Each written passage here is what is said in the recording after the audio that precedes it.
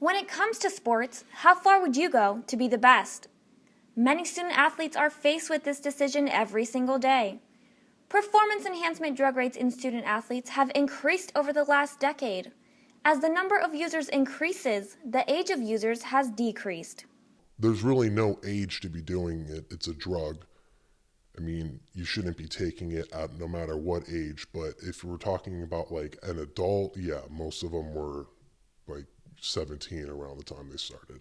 Since COC and other community colleges don't test for PEDs due to budget constraints, there's no other way to know an athlete is using other than to look for injuries in the athletes. Athletes that are using steroids consistently, they're going to start having problems where their muscle and their tendons connect. So you're going to start to get a breakdown in those tendons, sometimes even ruptures, or then even in like their joints and their bones, they're going to start having like a lot of pain in their joints. Student athletes as young as 16 have been taking creatine over the years.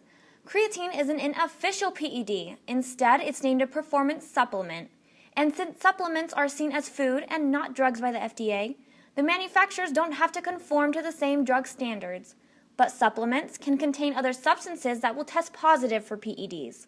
The main side effect of creatine would be, damage to the kidneys or kidney failure to the point where they have to go to the hospital, get an IV, and get rehydrated.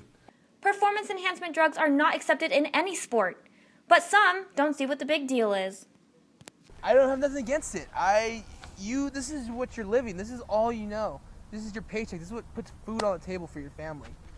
There's always going to be someone younger, faster, and stronger than you coming up to steal your job, and you need to do whatever you can to stay in the show. And I am not against them. The whole point of steroids was so that you could work out and do better in your sport, be able to perform better. But if you're ending up with these nagging injuries that are a result of the steroid use, now you're just defeating the purpose of using it in the first place. There's many risks when taking PEDs, but then again, there's many risks when doing anything in life. So how far would you go to be the greatest? For Cougar News, I'm Darren Inori.